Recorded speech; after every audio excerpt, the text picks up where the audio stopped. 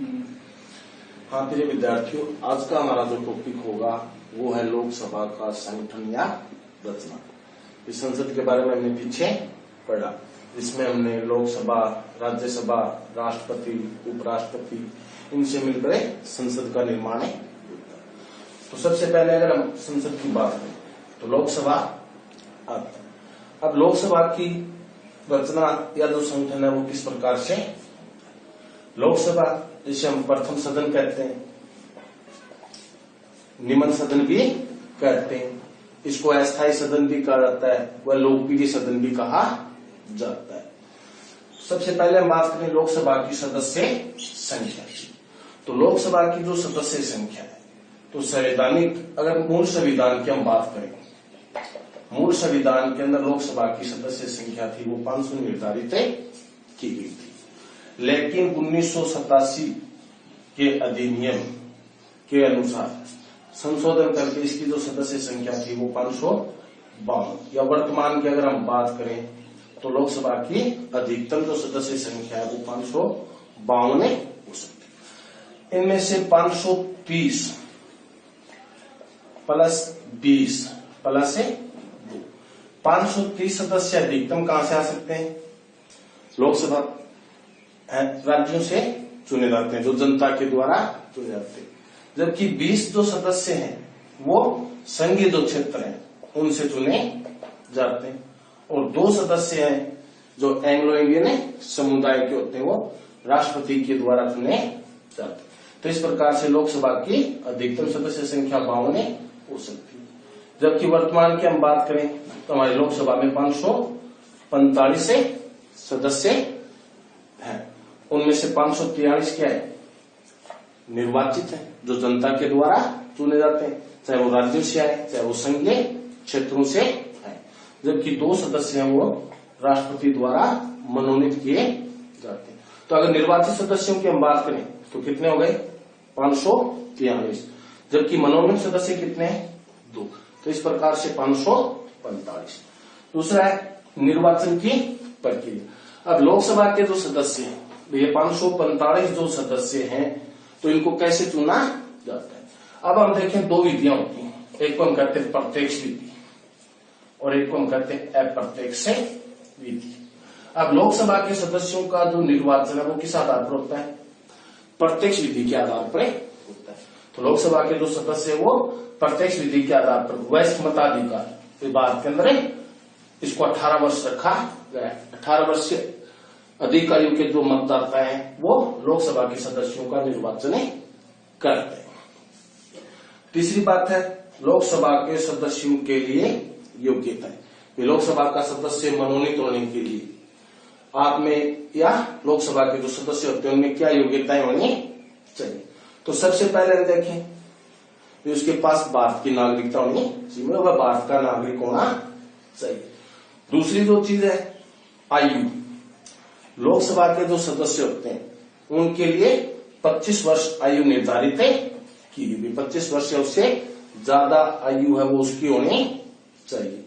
तीसरी बात हम देखें कि लोकसभा या किसी भी संवैधानिक संस्था का सदस्य बनने के लिए हम देखें कि वो किसी लाभकारी पद पर नहीं होना चाहिए। मतलब कहने का अर्थ है केंद्र सरकार, राज्य सरकार के किसी भी लाभकारी पद पर वो व्यक्ति नियुक्त न हो। अगर है तो उससे पहले अपना त्याग पत्र देना पड़ता है।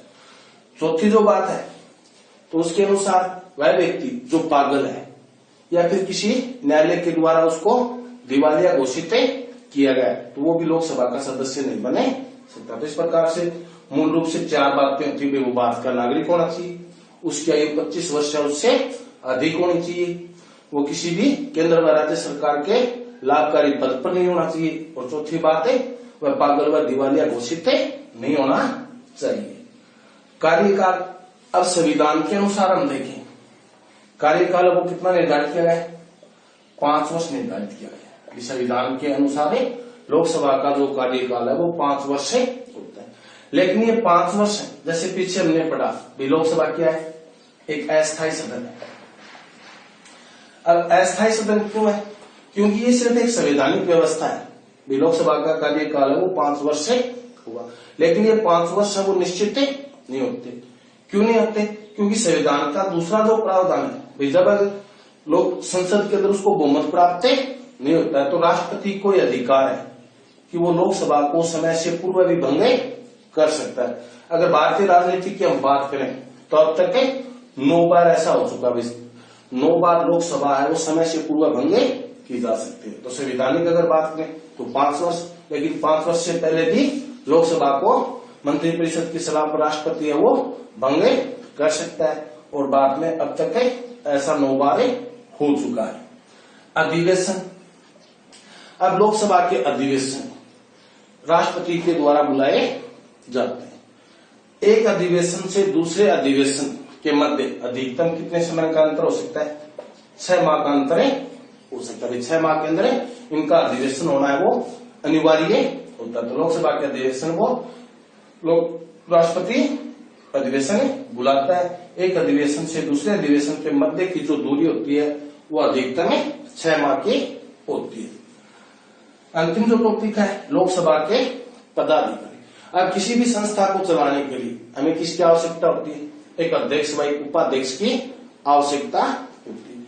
तो इसी प्रकार से हम देखें कि लोकसभा के अंदर पदाधिकारी होते हैं जिनको हम लोकसभा अध्यक्ष या फिर लोकसभा उपाध्यक्ष कहते हैं, या स्पीकर व डिप्टी स्पीकर के नाम से भी इनको जाना जाता है। अब लोकसभा के जो अध्यक्ष या उपाध्यक्ष, इनको मनोनीत कौन करता है या नियुक्त कौन करता है? लोकसभा के जो सदस्य होते हैं, लोकसभा के जो सदस्य होते हैं वो ही अपने में से क्या करते हैं? एक अध्यक्ष व उपाध्यक्ष का चयन करते हैं।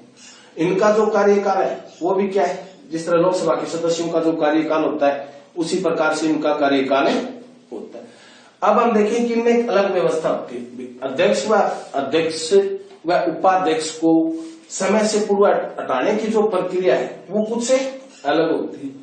इसमें लोकसभा के जो सदस्य होते हैं वो अध्यक्ष व उपाध्यक्ष को समय से पूर्व हटा सकते हैं, लेकिन उसके लिए क्या है?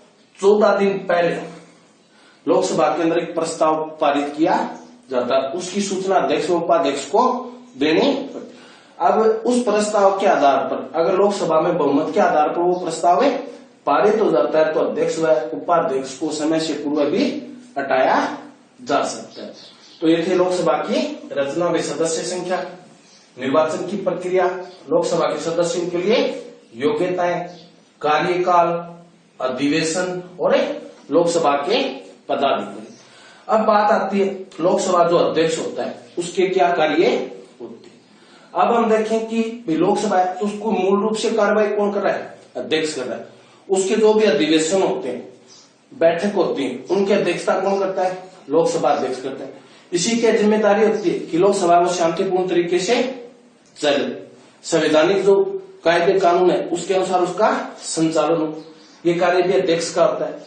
कोई भी सदस्य लोकसभा में अपने विचार रखना चाहता है, उनको अनुमति भी लोकसभा अध्यक्ष देता है। अनुशासनात्मक जो कार्यवाही है वो भी अध्यक्ष के द्वारा की जाती है। तो मोटे तौर पर ये जो कार्य है वो लोकसभा अध्यक्ष के द्वारा किए जाते हैं। इससे